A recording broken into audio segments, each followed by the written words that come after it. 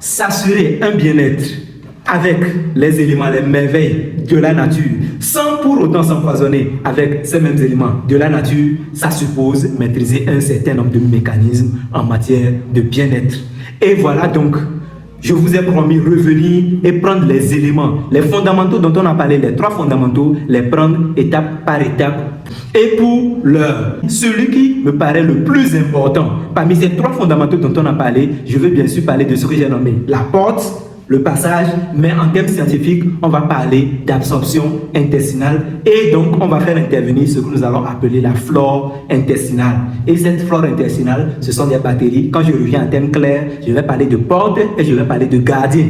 Les gardiens de cette porte-là qui vont jouer aussi d'autres rôles. Vous savez, on parle de porte parce que dans notre organisme, c'est le passage. Tout ce qui rentre dans la bouche, tout ce que nous envoyons comme aliment, tout ça là, c'est pas encore dans le sang, mais c'est à ce niveau, au niveau de nos intestins, que ça passera dans le sang. Après un traitement, bien sûr. Et ce traitement-là, la décomposition cela va se faire par des bactéries.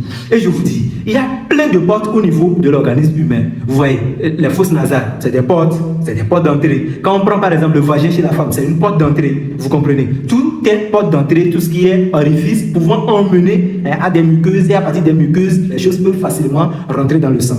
Au moins déjà les céréales, il y a la peau qui nous protège, Mais vous voyez que déjà dans ma bouche, ce n'est plus la peau comme ceci.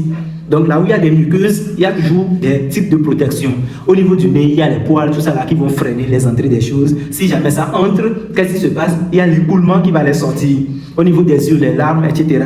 Mais vous allez au niveau du vagin chez la femme, par exemple, il y a des bactéries. Il y a des bactéries qui vont tapisser ces muqueuses-là. Donc là, nous avons, qu'en sera-t-il de la plus grande porte d'entrée? La plus grande porte, là où on met tout le temps. Donc au niveau des intestins. Vous savez, on prend l'intestin humain, on étire, ça fait 5 mètres, parfois plus, parfois moins. Donc c'est tellement vaste, ces passages-là.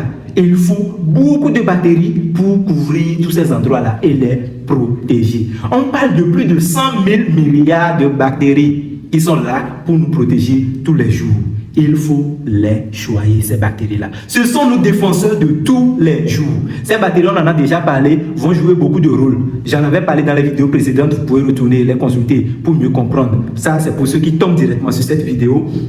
Donc ces bactéries-là, comme je le dis, vont faire quoi? Vont décomposer, après le grand processus de la bouche, voilà, de l'estomac, vont décomposer l'arrivée de ces aliments-là, pour pouvoir déjà faire des différenciations. Vous voyez, comme vous pouvez le remarquer déjà là, voilà des fragments d'aliments qui sont arrivés, voilà, et que les bactéries là vont décomposer.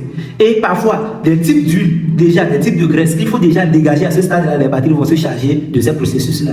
Les mêmes bactéries là vont nous aider pour autre chose, même parfois des types de sucre, de glucides, il va les gérer déjà à ce niveau-là. Ces mêmes bactéries, vous savez, tout ce qu'on envoie dans la bouche, parfois il y a des microbes qui vont rentrer, qui vont nous attaquer. Tout comme ce que vous voyez là, les rouges qui se déplacent là. Ces microbes-là, nos propres bactéries vont les neutraliser, vont les tuer, vont créer des environnements défavorables pour que ceux qui viendront nous attaquer comme microbes ne restent pas. C'est pour ça parfois on mange des choses un tout petit peu malsaines, mais qui arrivent à gérer. Ces bactéries-là jouent beaucoup de rôle pour nous protéger. Parce que si elles ne sont pas là, ces bactéries, les parois de ces intestins-là vont avoir des inflammations. Et quand il y a des inflammations, c'est des ouvertures. Il y aura des ouvertures, et puis l'intérieur du sang, le sang par ici, et là à l'extérieur, il y a des ouvertures, les choses vont passer. Et là, c'est dangereux pour nous.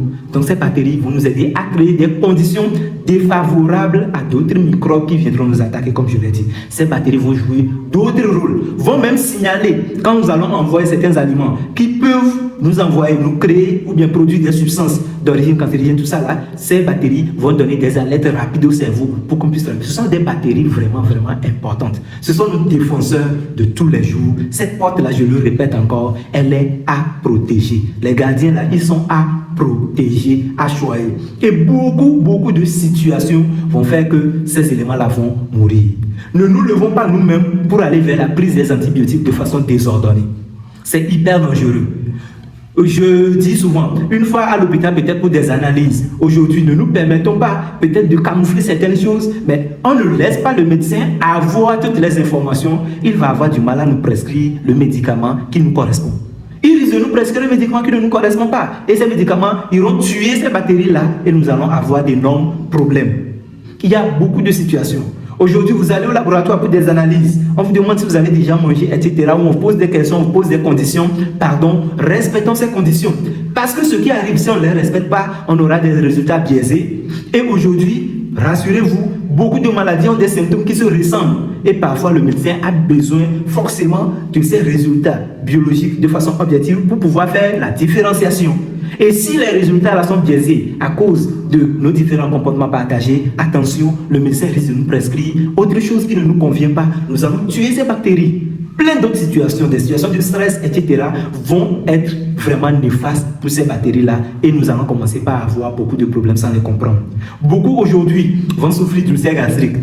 Ils ne vont pas comprendre la source. Beaucoup aujourd'hui sont en train de souffrir d'un certain nombre de cas de diabète qu'ils ne comprennent vraiment pas. Ils se demandent d'où ça vient. Beaucoup souffrent aujourd'hui de certaines situations d'hypertension artérielle. Ils ne comprennent pas d'où ça vient, d'obésité, d'allergie. Beaucoup vont souffrir aujourd'hui de problèmes cérébraux. Il y a des problèmes cérébraux aujourd'hui. Beaucoup ne savent pas que ça vient des défaillances au niveau du ventre. C'est hyper important ce dont nous parlons. Il faut qu'on protège cette partie-là. Et comment est-ce que ces maladies que je suis en train de citer tantôt peuvent découler d'un dysfonctionnement de cette partie-là? Et quels sont les éléments qui nous créent ces dysfonctionnements? Et comment est-ce que nous pouvons les choyer? Ce sera l'objet de nos prochaines vidéos. Ne les loupez pas.